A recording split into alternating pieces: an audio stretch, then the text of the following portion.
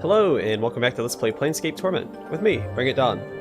We're going to start the episode by talking to Morte about the Baitor smell that Fall from Grace told us about. So his Baitorian stench. And then if we have time, we're going to go downstairs and mess with those pedestals. And then, if we have even more time, we're going to go ahead and mess with the Modron cube and see if we can activate its portal. But for now, let's talk to Morte. Hey, what's eating you, Chief? I think it's this one. You said you're a Mimir, right, Morte? Yeah, Mimir's a floating encyclopedia. You put information in, you get information out. Alright, he gives us a new line of dialogue. Alright, but aren't Mimirs made of a silvery metal? So? Maybe some are, but I'm not. And there's stranger things in the plains than that, Chief. I don't think you're a Mimir, Morte. What are you? What's with the interrogation? What do you know about Mimirs anyway? I know enough to think you're lying to me. First that bit about the missing line from my back saying not to trust you, then this. What am I supposed to think? Okay, I'm not a Mimir, but I know a lot of stuff, so I might as well be one. Okay. What are you then? I'm a floating skull who knows a lot. What about that Baitorian smell you have? What would you know about what Baitor smells like? Unless... Hey, you've been talking about me with that Denari, haven't you? What does she know? Well, she obviously touched on something. That is a Baitorian smell, right? Well, yeah, but... Well, yeah. So I smell a little. Excuse me. Why do you smell like Baitor? I was in the Hells for a while. Kind of a long while. The stench kind of grows on you. You're in the Hells. What were you doing there? See, well, there's this pillar on Avernus, the first layer of Baitor. It's called the Pillar of Skulls, but it's more like the Pillar of Heads. To hear some bashers tell it, it's supposedly made of the heads of Berks, mostly sages and scholars, who use their knowledge of this and knowing of that when they were alive to stretch the truth a little. So much they might have hurt, or killed someone by doing it. Well, when I died, I ended up there. Funny, huh? Not really. Eh, Morte goes silent for a moment. Yeah, you're right. It's not funny at all. You see, I think I knew a lot of things when I was alive. And maybe when I did know something, I didn't always tell the truth about it. I'm thinking that when I bent the truth once or twice, I may have led to someone getting penned in the dead book sooner than they should have. Can you remember who? I can't say how I know it, Chief, but I think it was you. At least once. Thing is, I can't remember what happened. I don't even remember being human, or what I was even like before I woke up on the pillar. Why did you forget? That's pretty much the way of things when you die, as I'm sure you're no stranger to. You just forget. I figure I wasn't a sterling member of the community when I was alive. But hells, who is? Morte sighs. It's just that I can't help it. Nothing's worse than being honest all the time. Except being sentenced to the hells. That sounds a lot worse than telling the truth. Yeah, you're right. Again. Morte clicks his teeth the way he does it reminds you of someone drumming their fingers. I guess just all that good and evil and lying and cheating catches up with you. And when I got penned in the dead book, it was my turn to pay the ferryman. So how did you escape the pillar? Updated my journal. Well, you helped me, Chief. When you showed up at the Pillar of Skulls, I pushed my way to the front. My obvious know-how and charm attracted your attention. You knew that I was the head that knew the most, so I cut a deal with you. Deal. As Morte speaks, your vision seems to bleed into fiery red, and you hear a howling, a horrible screaming tower of voices, chittering, screeching, hammering, all of them begging, screaming to be freed, in Morte's voice, faint, almost lost in the horde. He sounds desperate, frightened, and pathetically, tragically lost. Echo, you, Skull, speak. The howling voices fall silent, and you watch a tiny red-lined skull, its cracked features cast in a hellish light, turn its eyes up at you. Blood and ichor has streamed across its features, and its teeth chatter as if cold. I can help you. I know what you seek. All these heads, all their knowing, just please, I beg you, free me. Let me help you.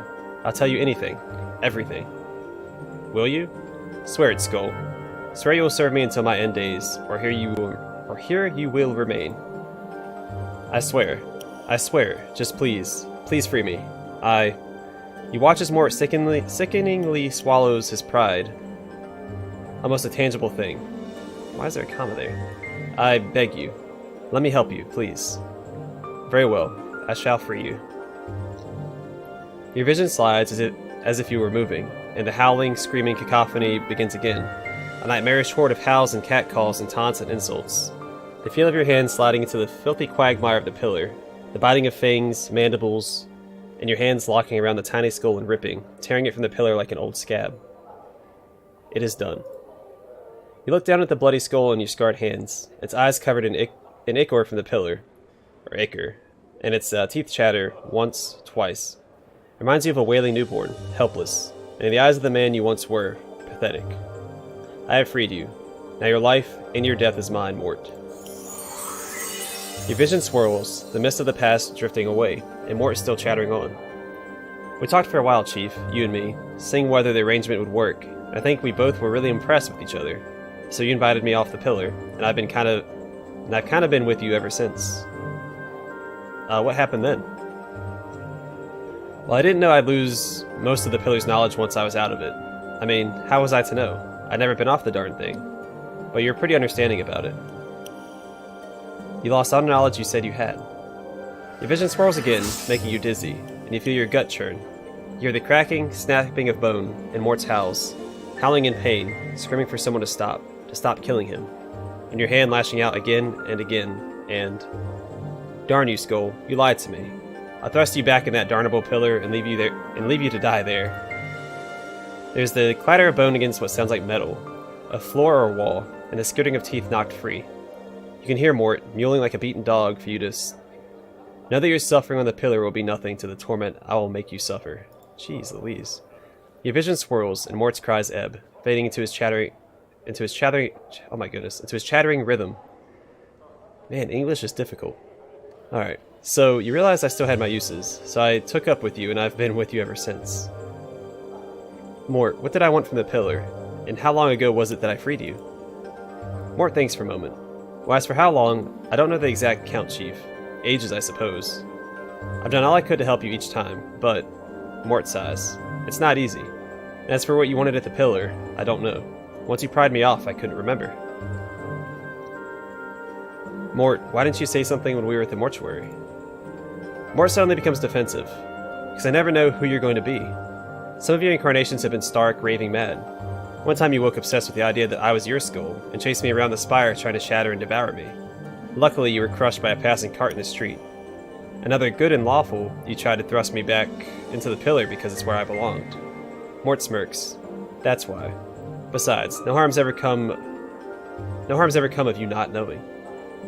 So you've stayed with me all this time? Well, yeah, Chief. I said I would. Morte always keeps his promises. He pauses. Well, most of them. There's this one chit on Arborea who... You suddenly realize that Morte's tone has changed. Past the joke, you realize he's trying to hide something. Something about why he's with you. Morte, seriously, why are you still traveling with me? Chief, I said it's because I promised, alright? He looks irritated. What else could it be? I don't know. You didn't need to stick around after I freed you. Well, of course not, Chief, but I... And suddenly his tone of voices strikes a chord in you, and you know why he's remained with you all this time.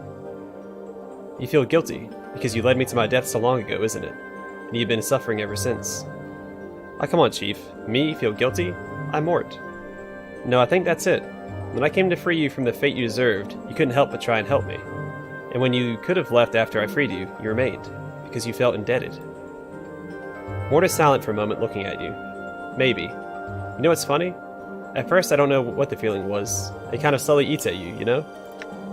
I mean, at first I thought it was a side effect of some enchantment that bound me to you, but after a couple hundred years, I realized it was more than that, something deeper.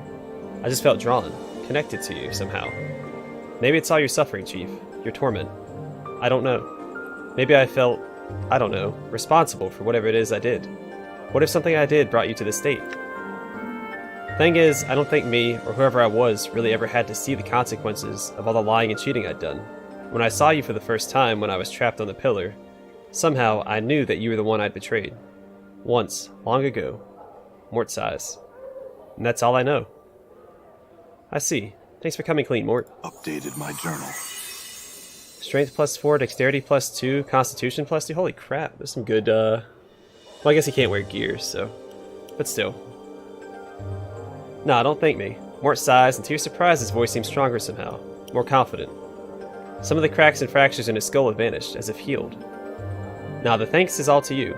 I feel like I just had a plane moved off my shoulders, so to speak.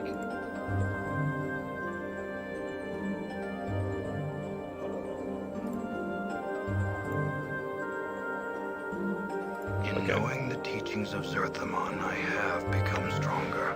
He leveled up, 4 hit points, spell memorization. Oh crap, he has a bunch of spells he can learn. Okay, get him some armor and... Dokwar's Eye, I guess? I haven't had to memorize spells in a while. Maybe another blur.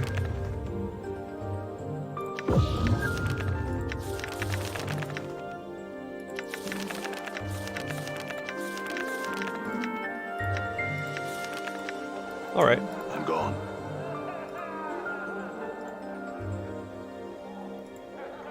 Oh, neat. So let's go down to these pedestals.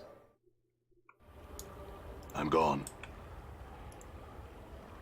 'Cause I have no idea what this place is. No one up top mentioned anything going on down here. That's a sensory stone. This grayish-white stone, held in a mesh of engraved silver bands, pulses with light.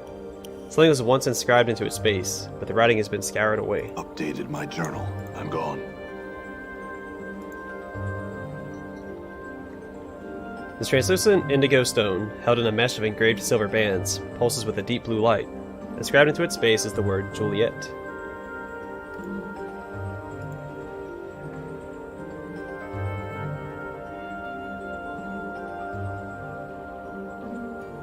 This brilliant red stone, held in a mesh of engraved silver bands, pulses with a fiery crimson light. Inscribed into its base is the word Nenny. So how many are there? 1, 2, 3, 4, 5, 6, 7, 8, 9, 10. So if I'm the 10th student, I wonder if one of these is mine. Or maybe, I guess it could be Fall from Grace.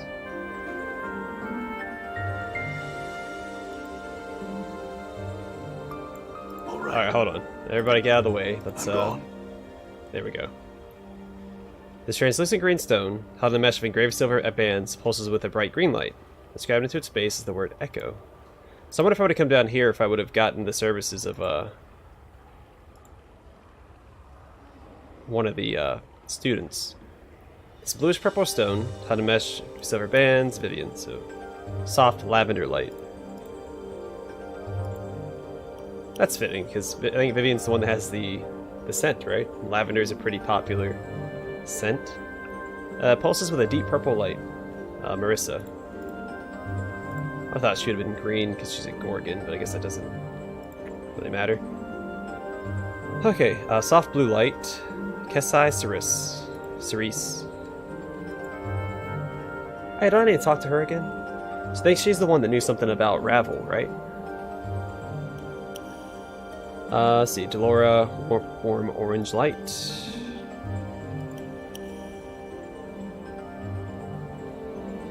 Soft yellow light, Kamaxi Adder Tongue. Can I talk to this guy?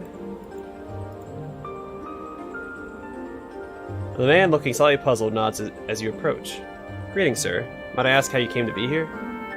I just came down those stairs, through that strange door I found. I'd best work on concealing it a bit better, then. He shrugs, then smiles at you. I'm the brothel's caretaker, by the way. You're not supposed to be down here, really, but it's alright if you look about for a bit. I have some questions. He smiles nervously. I really shouldn't even allow you down here, let alone be chatting with you. Please, no questions for now. Well, tell me what this place is, at least. It's where the Lady's sensory stones are kept. They use them as diaries of a sort. You won't be able to use them, if that's what you're thinking. Each of them is attuned to one particular student of the brothel, so that only she may access that stone. Updated my journal.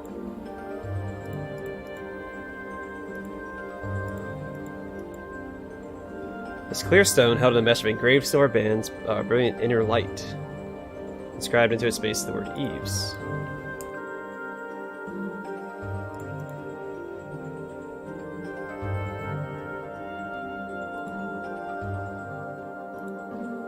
I thought that there was... I'm gone. Let's talk to, Fall from Grace real quick.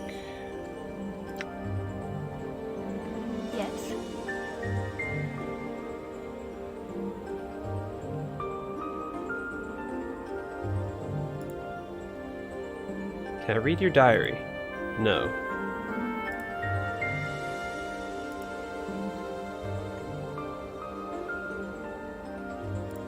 Okay. All right. It's where they let me come down here. I'm wondering what its relevance is going to be. Done. Alright, I guess I'll stand down here and fiddle with the, or activate. Oh, this bad boy.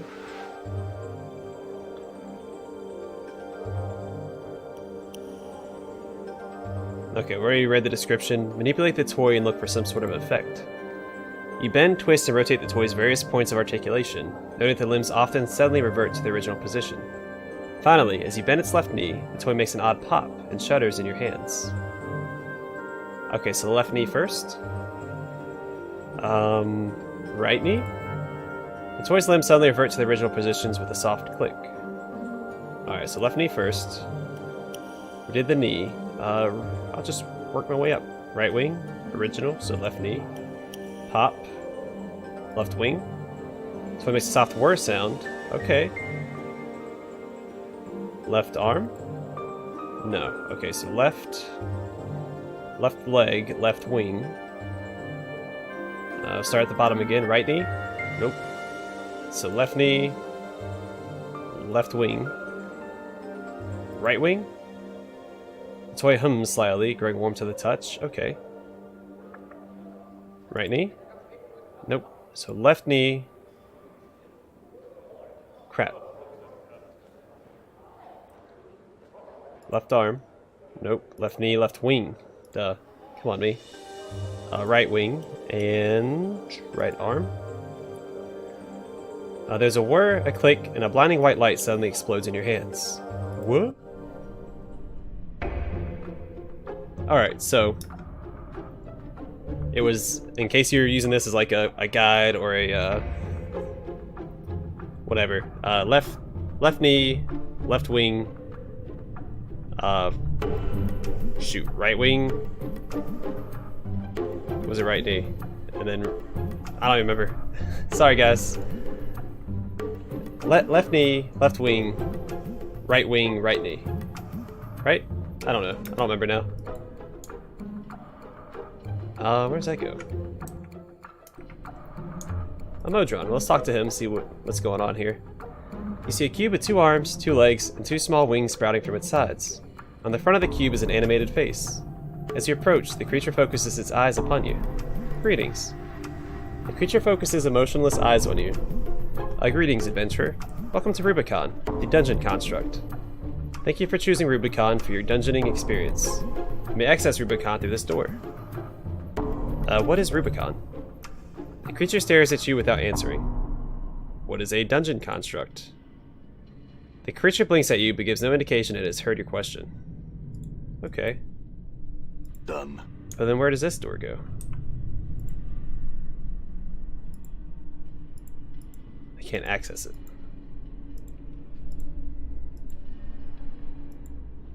Right? Okay, well I guess we're going into Rubicon. Low threat construct. Okay. You see a mechanical man with pale green skin.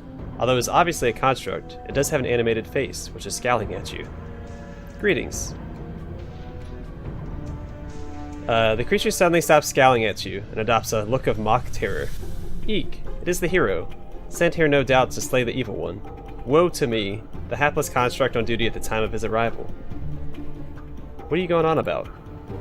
The creature places its hands on its hips and frowns at you. The plot, you dolt. Stick to the plot. How do you expect me to play my part if you do not cooperate? Where were we? It pauses to think for a moment. Oh, I remember. I was about to trounce you. It leaps to the attack. Defend yourself. Oh, okay.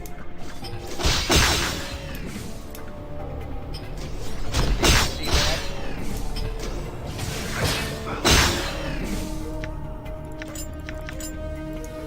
All right. Okay, that was interesting.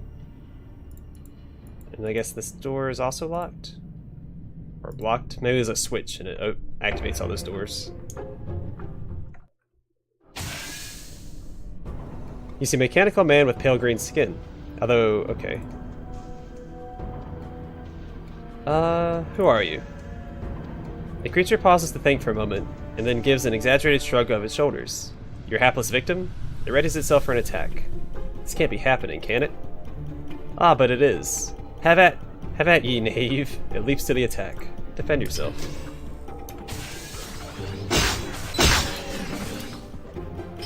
Damn. A goodie. It's like a small stone rod of some sort. Interesting, but useless. Done. Are we in like a pretend dungeon? Like a pretend, like quest? So we got a goodie.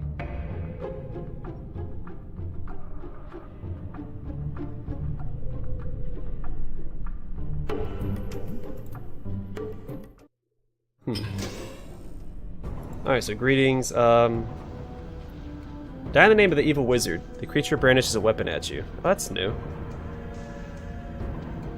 What evil wizard are you talking about?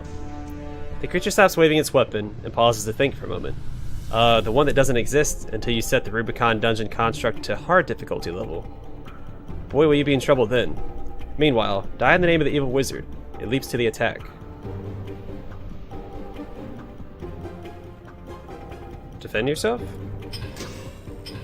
Done. Oh. I'm not... Shoot. I was hit backspace thinking it was, Seems true. darn Pathfinder. I'm gone. Which it's not, so... Oh, I just remembered. Alright, so the Modron cube is left leg, because that's the default one. Left wing... right wing, right arm. So you don't use the left arm, you don't use the right knee. Let's see. Greetings. Die in the name of the evil wizard, okay. What are you doing? I'm enacting a script that was attached to my model. My model typed by the Rubicon dungeon construct. I am going to become hostile, and either kill you or die by your hand. It leaps to the attack. Defend yourself.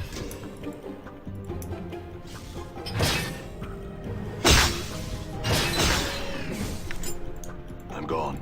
Oh, also, I didn't tell you guys, I got an achievement for talking to Morte back at the brothel. It was called Trust the Skull. And also, is it me or is he like more glowy looking? Maybe he always looked like that. Alright, so another mechanical construct, evil wizard. Am I supposed to be frightened by all of this? The construct stops waving its weapons and pauses to think for a moment. Yes, mentioning the evil one always strikes fear into the hearts of the masses, giving cause for the hero to travel forth facing many perils until he finally defeats the evil due to an act of total stupidity. It leaps to the attack. Defend yourself. Okay, well. Damn it.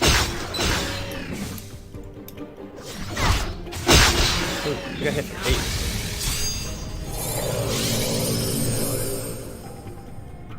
8. A clue, but what just happened? What's up? This cryptic piece of parchment simply states, now you have a better understanding of what is going on. Alright, who's gonna hold on? Oh, her diary. It's actually in her inventory. Alright, I'm gonna give all the stuff to her anyway. For this dungeon. I'm gone. Ooh. So, Grace, you, have any sisters? Thousands. Give me a moment to be delirious with joy. Did I activate that? What is your will? Huh? Okay, maybe that was just a... Which way should I go? So I get to the bottom left.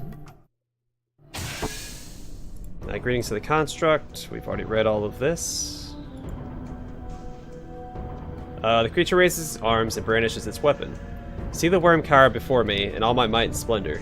Beg not for mercy, worm, for I have none to give. It leaps to the attack.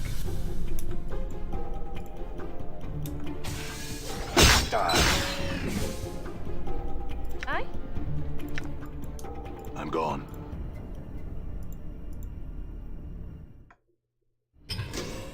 You see mechanical man. Okay, I've already read all that. Already read all this. Die. Another goodie. All right. Guess I'll keep heading down this way. I don't really know which way I'm supposed to go.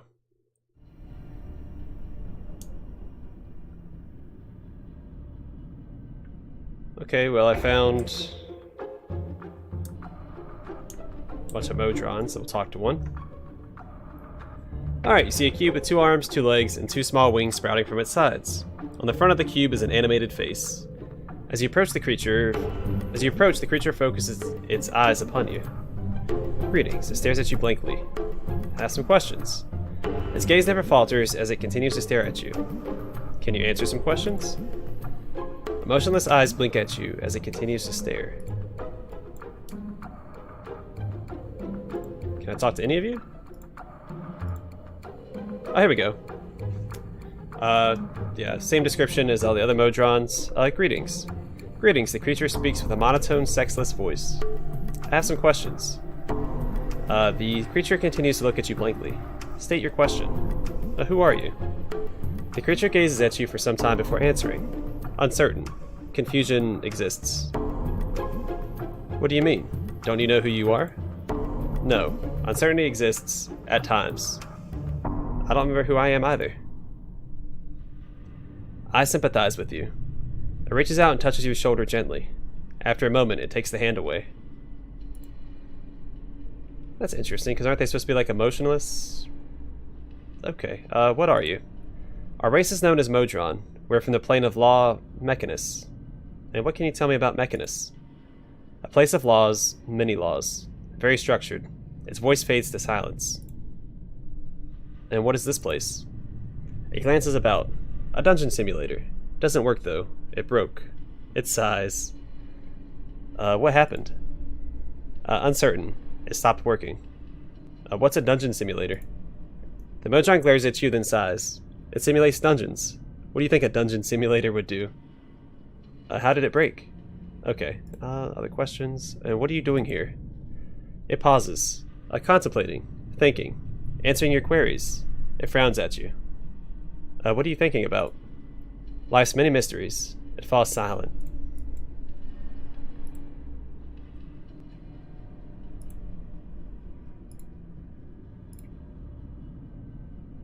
Okay, asked him who he is. We are Modron. Your name is Modron? We are Modron. We do not have a name. We are Modron. All that you see here are Modron. We are one. Alright, you're all Modrons, but what is this Modron's name? The one that I am talking to. Modron begins to emit sporadic knocking sounds. His face takes on a pained expression as it continues to stare at you. It looks away from you and the knocking sound fades. We are Modron. We have no identity other than the whole that is Modron. We have no name. And how do you tell one Modron from another? There's a pause as the Modron considers your question. We know we are Modron. We're a part of the whole.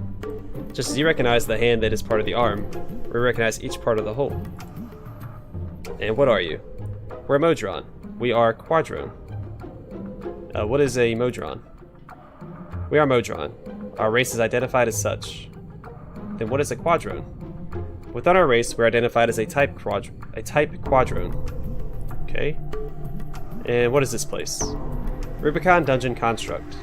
And what exactly is that? The Modron frowns at you, then glances about the room.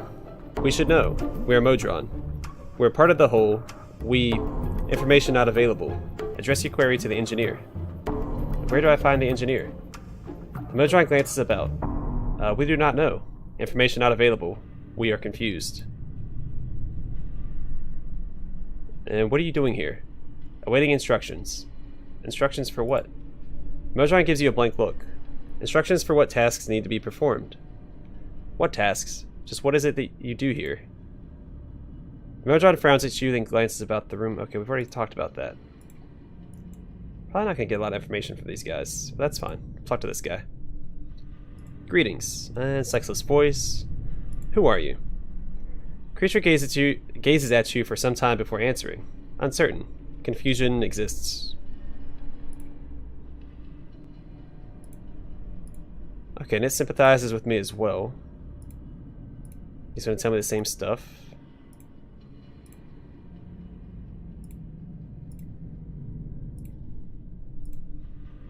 I'm gone. Alright, so it's starting to repeat.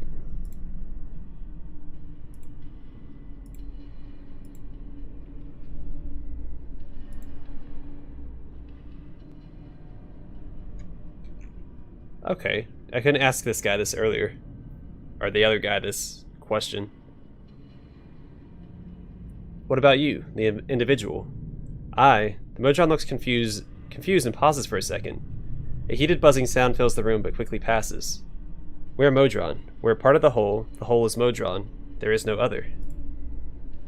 What are you? Modron, okay. We talked about all that already. Okay, this is new as well. This is the Rubicon Dungeon Construct Project. Project. What exactly is that? The Modron begins to emit a soft humming sound as it answers you. A Rubicon project goal is to determine the dynamics, both social and asocial, surrounding the environment, commonly construed as a dungeon, and to attempt to explain the aberrations that tend to occur in such environments. And how do you intend to do that? Rubicon is capable of forming a series of rooms linked in such a fashion as to form what is commonly referred to as a dungeon. Each dungeon can have one of 3 difficulty settings: easy, normal, or hard. The dungeon is then populated with monsters, traps, and treasure, according to the difficulty level chosen. After creation, the dungeon can be fully explored. The Modron begins to emit a low hum. What is that humming sound? Rubicon is a worthy accomplishment, and it pauses for a moment. We are content. You said something about aberrations? Queries to be answered. What attracts people to dungeons? Why do people often seek to enter them if they are places of such danger? Why are dungeons there in the first place? What are the dynamics of a workable dungeon? We do not understand. It pauses. I do not. Interesting. I'd like to try out one of these dungeons. You started to say I instead of we. The Modron gives you a concerned look, then glances about the room. You are in error. We are Modron. We are the whole. We will not discuss this. Alright, I'd like to try out one of these dungeons you mentioned. There is a significant pause before the Modron answers you.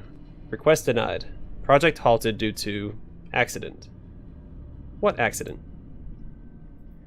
Dungeon construct became unstable. Cause uncertain. Failsafes activated, causing dungeon to collapse. Cause uncertain.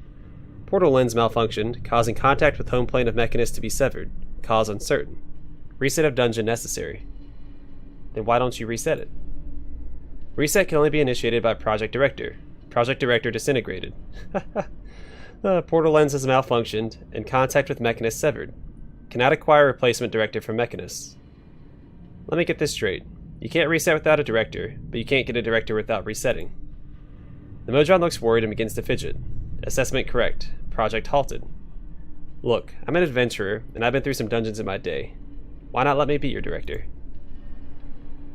The room is suddenly filled with a buzzing sound that just as suddenly subsides. Assistants welcome. You are now Project Director. Advise on next task. Reset the dungeon. Initializing reset. The room is filled with a low thrumming sound that can be felt rather than heard. Collapsing existing dungeon, the sound rises in power until the floor begins to vibrate. Initializing new dungeon. The sound rises in volume until you think your head is about to explode. Suddenly the room goes quiet. Reset complete. Dungeon construct status, easy. Awaiting further instructions, Director.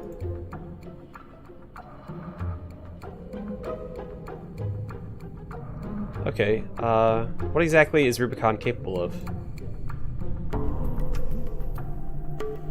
Okay, Rubicon is capable of performing a series of rooms linked in such a fashion as to form a dungeon. I read that. After creation, the dungeon can be fully explored. The Modron pauses. Alternate capabilities are available via the portal lens. What alternate capabilities? Rubicon can form a gateway to other locations by temporarily attaching itself to known existing portals. This effect is known as a portal lens. This allows the use of the portal from within Rubicon without traveling to the portal location. So if I know of a portal, I can go to its destination from here. Correct, Director. Okay.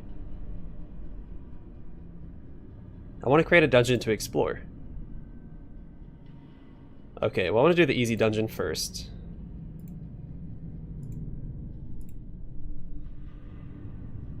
I want to use the portal lens to travel somewhere.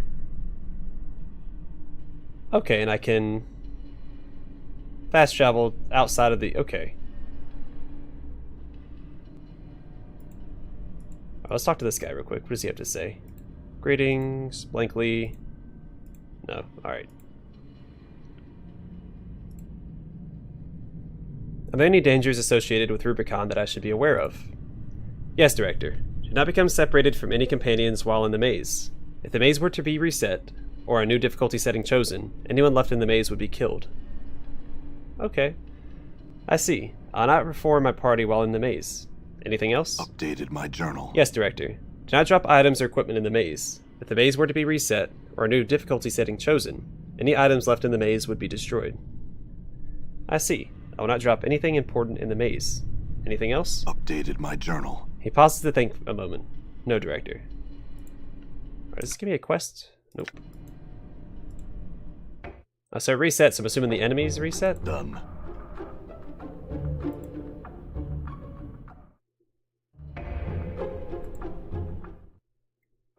Now that is interesting. Okay, so that takes us to the control room, I guess. That's what I'm going to call it.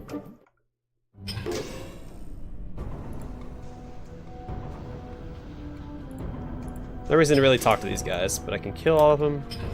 So I wonder if you can grind infinite experience here.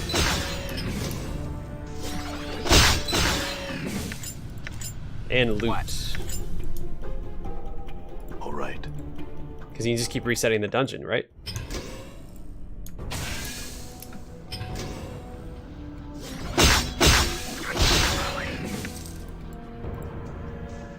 Alright, well I think I'm gonna call the episode here. After I kill these guys. And then in the next one we'll continue to explore the dungeon.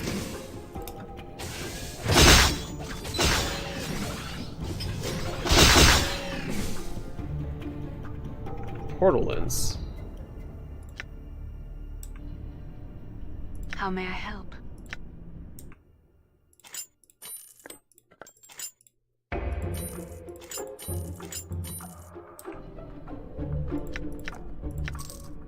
What's up, Chief? Endure. Done. Alright, regardless, we'll call the episode here. How do I... Can I just use this?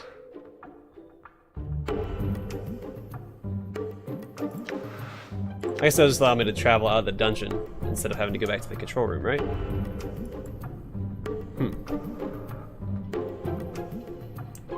Alright, well regardless, I'm calling it here. Next episode we're going to continue to explore, what is it called? Modron Maze. Or Rubicon, as it's actually called. And see what we can find. And we'll try to go through all the difficulty settings as well. So I'm wondering why some of these doors just don't open. It might just be the layout whenever you reset the dungeon. I'm not sure. Anyway, thanks for watching. I hope to see y'all in the next episode.